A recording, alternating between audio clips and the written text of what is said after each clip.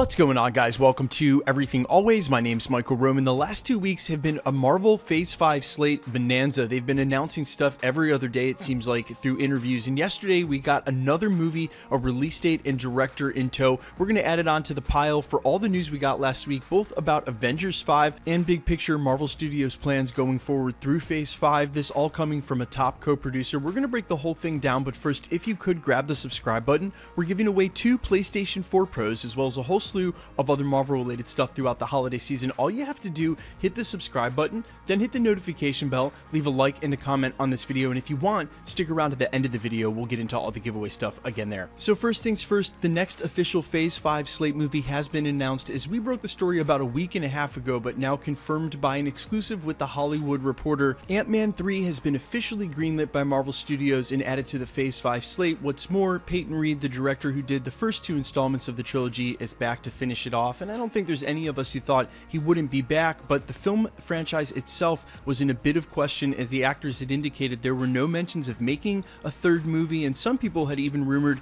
that this was being delegated to a Disney Plus streaming service. It appears now that not only will Ant-Man be joining the Phase 5 slate, but that they fast-tracked it to do so, and it'll be greenlit to go into pre-production next year, eyeing a 2022 release beside the already announced and heavily anticipated Black Panther 2. Now, as far as future Phase 5 slate plans that include an Avengers 5, Trim Tram, one of the co-producers and executive producers over at Marvel Studios, has been rather vocal lately in a couple of interviews that she did. We had a leaked release date of 2023 for Avengers 5, and then within the next 48 hours, she had made mention in an interview that Avengers 5 is happening, confirmed it, and then said it would be a much smaller team, a much smaller scale than anything like Infinity War and Avengers Endgame. And we, of course, covered that earlier in the week, that it's going to take a couple of phases to build up to that kind of crossover event, and I think that's going to be good for the fans and Marvel Studios alike. We don't need something as big as Avengers Endgame every single time there's an Avengers movie. It doesn't make sense from a narrative standpoint either. Now, this corroborates exactly what Kevin Feige said earlier in the year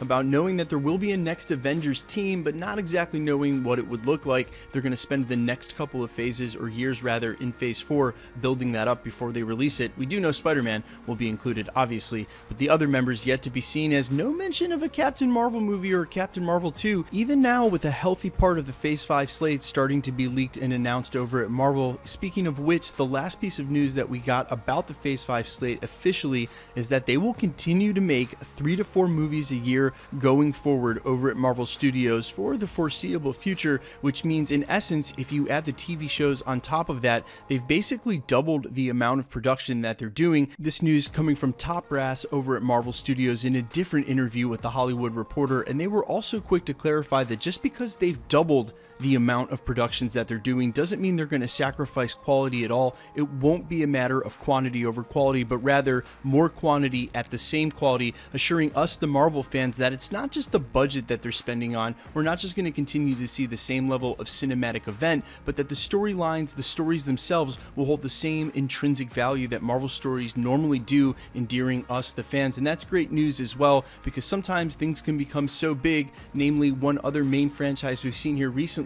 think that it's a shoo-in that no matter what they put out, everyone will just accept it, and you can really miss the mark when that happens. 2 thoughts I'll leave you with. If there's any skepticism on your side as to whether or not to believe some of the leak stuff, we've had so many formal announcements now coming from top Marvel Studios and Disney's brass, and it's because it's right after that retreat that they have. They've probably decided what the next Avengers movie is, maybe even what the title is and the main storylines. They have stuff that they can talk about now. That's why we're getting so many official reports. So some of these other leaks that are coming and then immediately corroborated afterwards, this is leak season. This is the time that you can believe it a little more than the rest because of how much is going on over at Marvel Studios, and presumably it's going to continue to be that way for the next 2 or 3 months. The last thought I'll have about this is saying that you're going to keep the quality the same and actually doing it are 2 separate things. Now, so far, Marvel's had an impeccable track record. No other cinematic universe coming even close to the number of properties and franchises they have, and for the most part, they're all good, minus 1 or 2 stinkers. We may disagree on that, but for the most part, they're all awesome.